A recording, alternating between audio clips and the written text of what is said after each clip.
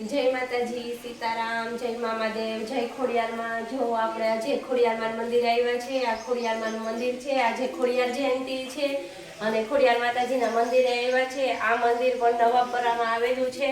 આ મંદિર પણ ખૂબ વર્ષો જૂનું છે। અહીંયાની ખૂબ માન્યતા છે। માતાજીના દર્શન કરવા બહુ બધા માણસો આવે છે અને અહીંયા જેને ઘરે દીકરો આવે છે, કોઈ છાયાની દીકરી હોય કે જેના ઘરે દીકરો આવે તે માતાજીને લાપસી જુવારવા આવે છે અને અહીંયા માતાજીના નિવેદ ચડાવે છે। ખૂબ શ્રદ્ધાથી બધા દર્શન કરવા અને અહીંયા મિત્રો બધા આવે છે, શ્રદ્ધાળુઓ ભક્તો આવે છે। આ જગ્યા પણ ખૂબ જ સરસ છે। અહીંયા પિકનિક પણ થાય એવું છે।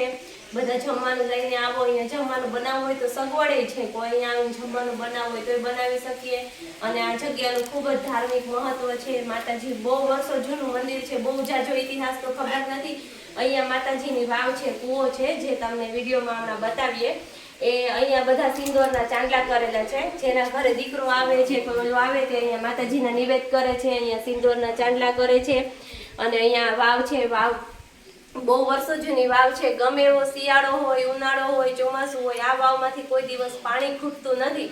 માતાજીની આટલી અહીંયા અસીમ કૃપા છે કે આ જગ્યા ઉપર પાણી રહે છે। ગમે ત્યારે તમે ભર ઉનાળે આવો અને એમાંથી ખોબો ભરીને પાણી પીવો તો જાણે ફ્રીજનું ઠંડુ પાણી પીતા હોય ને એવો આપણે અનુભવ થાય। અહીંયા માતાજીની કૃપા નહીં તો બીજું શું। આવી સરસ જગ્યા છે કે જ્યાં માતાજીના આશીર્વાદ, માતાજીની કૃપા અને એમના પડચા સાક્ષાત બધાને જોવા મળે છે। બધા શ્રદ્ધાળુઓ ખૂબ શ્રદ્ધાથી અહીંયા આવી અને માતાજીને પગે લાગે છે। અહીંયા શિવરાત્રીના મેળામાં આવે છે। આજે પણ ખોડિયાર જયંતિ છે। અહીંયા બારે બહુ બધા માણસો દર્શન કરવા આવે છે અને બહુ બધા માણસો છે અહીંયા આવ્યા છે દર્શન ને કોઈ નિવેદ જુહારવા આવે છે। જેવી જેની શ્રદ્ધા એ પ્રમાણે બધા પોતાનું ઓલું કરે છે। તો આ જગ્યાએ ખૂબ સરસ છે, ચોક્કસ મુલાકાત લેજો। નવાપરાની અંદર આવેલું છે, ચાંદેશ્વર મહાદેવનું મંદિર છે અને અહીંયા ખોડિયાર માતાજીનું મંદિર છે અને આ જગ્યા ખૂબ સરસ છે અને અહીંયા આવો તો મજા આવે એવી જગ્યા છે।